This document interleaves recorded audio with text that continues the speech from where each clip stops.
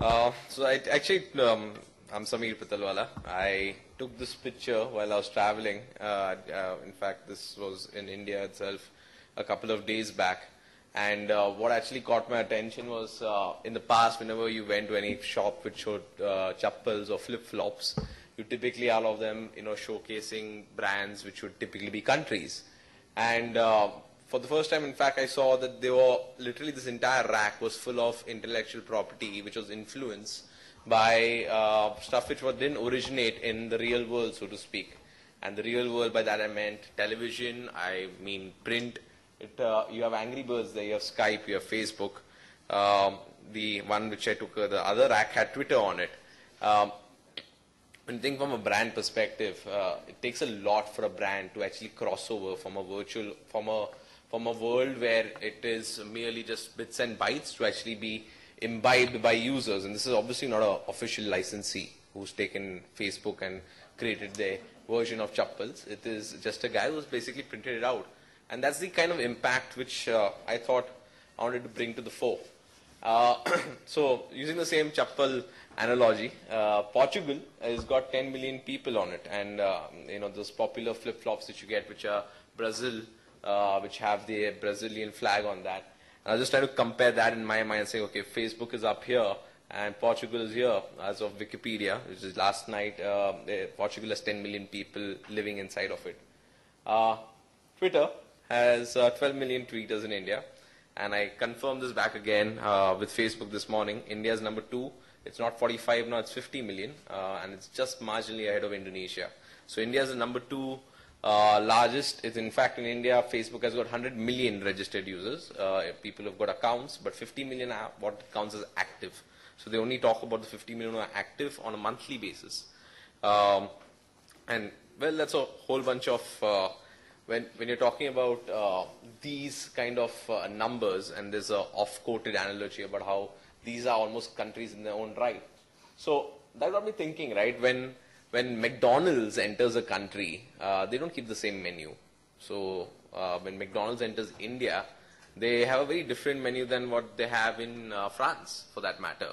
So why would a content brand, if you're going to be entering into a country, so to speak, which has got so many people inside of it, 45 million, 50 million in India for Facebook, 12 million on Twitter, why would you try and keep the same menu which you have on television? And if you're a content brand, it just doesn't make sense for you to do that. Bindas, we've done all the hygiene stuff. We're the first television network in the country to go live on YouTube and Facebook at the same time. This was at least until 3 days ago when Google decided to pick up the phone and said, we have a little problem with double click. I think we need to remove live TV. So that's probably one con which happens when you are under the mercy of a platform. But that, my rant aside, we basically are the first people to have a live television channel already simulcast in the India territory. All our on-demand content is available on our site. It's also available via an app on Facebook. So you can actually watch your content and stream it wherever you want on any device. So when we are in that space, that's basically hygiene stuff, right? You ought to do that. If you don't do that, then there's the basic stuff which you should be doing. But what kind of stuff would you do if you enter a country the similar way which a McDonald's would enter India? So what we decided to do is we decided to take, Bindas has been doing a lot of work in the last 6 to 8 months in actively reaching out to the youth via music. And one of the largest music festivals in India is NH7. Happens in Pune every year. It's got 3 mega stages with multiple bands performing over a 3-day event. Sorry, it's got some 6 stages with over a 3-day event. When we put it up on TV, we would typically edit it and only some parts of it would go up on TV.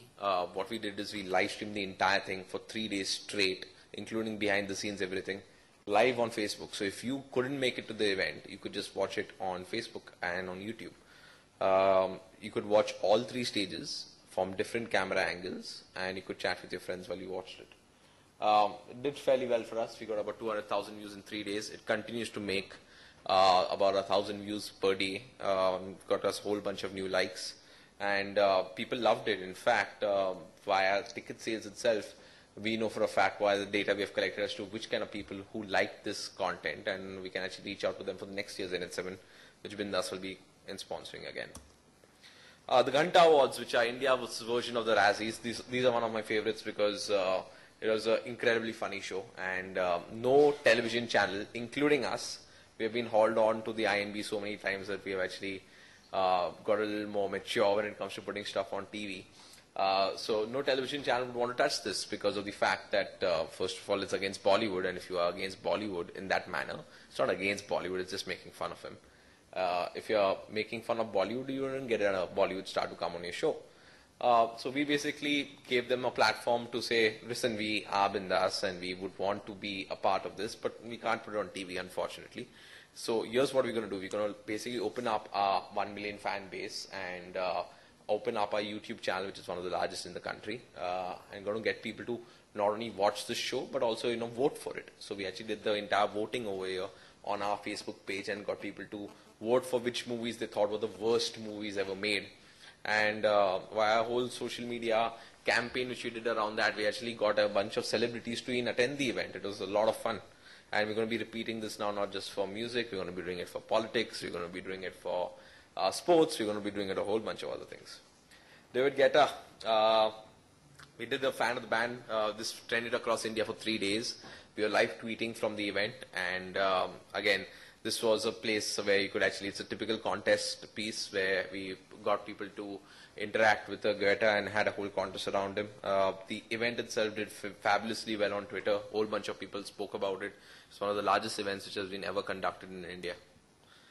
We recently launched a new channel called UTV Stars. I don't know if some of you may have heard of it. One of India's first Bollywood channels, news channels in HD.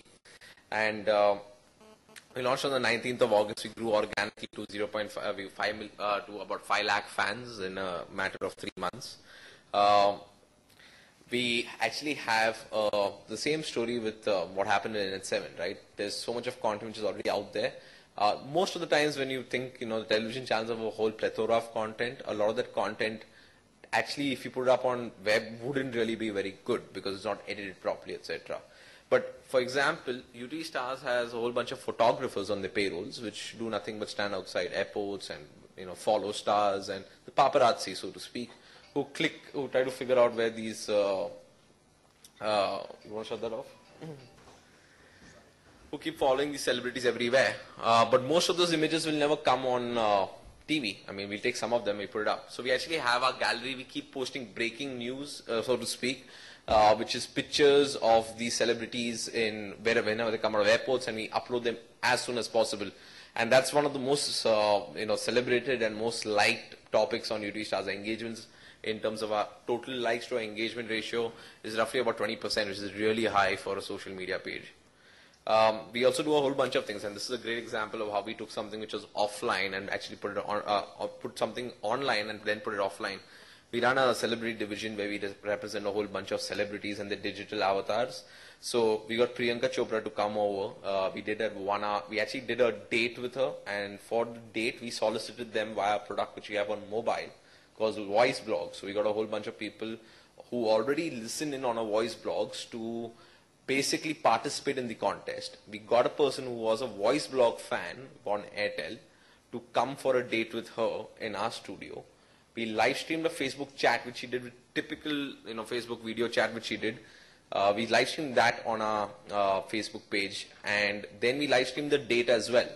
And the date went off so well with her dancing with the guy who won the date contest. It was a really fun date. We actually took all of that and we put it up on TV, and we got a sponsor in the form of Brew for that. So it was great. It was a great way of actually taking our online piece and actually finding a way with our celebrity relationships to find a property which we could take offline. About 6 months back, we basically partnered with this platform called Sponsored Tweets and brought it to India. It is India's only and first platform which allows you to place sponsored ads via celebrities into the Twitter feed. So, for example, we decided to eat our own dog food, and when UTV Stars launched, we got a whole bunch of celebrities, Lara Datta, Mahesh, etc., to basically tweet out the launch of UTV Stars. And again, it did incredibly well. This is the easiest and the best way if you ever want your opinion leaders, like Sanjay was saying, to talk to about your brand, and you can choose the people who fit your brand the best way to just place an ad with them. Airtel did a campaign with us, which they absolutely loved. They reached out to over 4 million tweeters, and got about 52,000 clicks in a matter of 2 days. More importantly, they actually got to get their brand spoken about by people who are opinion leaders. So amongst a whole bunch of celebrities who did it, we also, the ones which we highlighted here, Rohan Bopna, because he was really creative with the way he used the tag of Airtel Har Ek Friend Zaruri Hai. So this is literally, we just send them a whole bunch of instructions saying Airtel Har Ek Friend Zaruri Hai, just do a hashtag HFZ and talk about your friend. That's it. And that's all they do, and the brand somehow actually gets really baked in at a very granular level, because it's not forced down the throat of people who follow a celebrity. It's written in their own tonality, and it's very natural, and that's what we love about it. Same thing with Visa. Visa wanted to find a person who they could actually get to talk about Visa, and we did this with Mahesh. We got Shashi Tharoor on our platform as Shashi Tharoor, Anurag Kashyap, Ram Gopal Verma, name them, and we have them on our platform. If they are a big tweeter, they'll most likely be signed up by us on sponsored tweets. This is another example of what we did with sponsored tweets. So what's next for us? We are basically, like I said, it's the same concept about if you are entering a new country, you got to be original. You can't expect the same hygiene stuff to fill the void. And what we have done is we're actually coming up with a whole bunch of original media properties. These will be launching in the next 3 months. These are around, we're actually creating original content for these platforms, and initial interest from advertisers has been great. We're actually going to find a way to combine our reach via television, but more importantly, our understanding of what the audience wants over here to create original media properties. If you're interested to talk about this, that's my stats. Thank you.